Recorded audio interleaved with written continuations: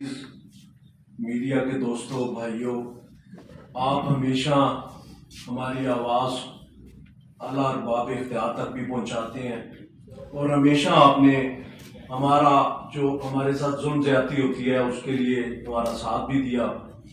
جہاں تک بات ہے فاروق صاحب نے PRA کے حوالے سے، پنجاب ریونیو اتھارٹی کے حوالے سے بڑی تفصیل کے ساتھ اپنی مشکلات پرابلم آپ کے سامنے رکھی۔ میں یہ سمجھتا ہوں کہ ایک طرف تو ہم کہتے ہیں کہ ہم باہر سے سرمایہ کار کو پاکستان میں لانا چاہ رہے ہیں، دوسری طرف ہم اپنے ملک کے جو کاروباری لوگ ہیں ان کو مارنا چاہتے ہیں، ان کو ختم کرنا چاہتے ہیں۔ ہر کچھ دن بعد کوئی نیا ڈرامہ، کوئی نیا ظلم، کوئی ایسی نئی چیز جس سے تاجروں کو تکلیف ہو۔ یہ بیوروکریسی ایسے معاملات کرتی رہتی ہے۔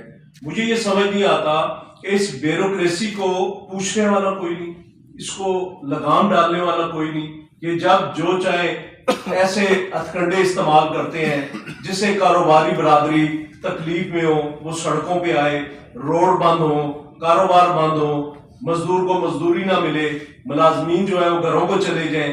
تو میں یہ سمجھتا ہوں کہ یہ اپنے ملک کے اندر کاروبار کو تباہ کرنا چاہتے ہیں۔ کیا یہ سمجھتے ہیں کہ سارے لوگ اس ملک کو چھوڑ جائیں؟ میرا خیال ہے یہ ظلم ہوگا۔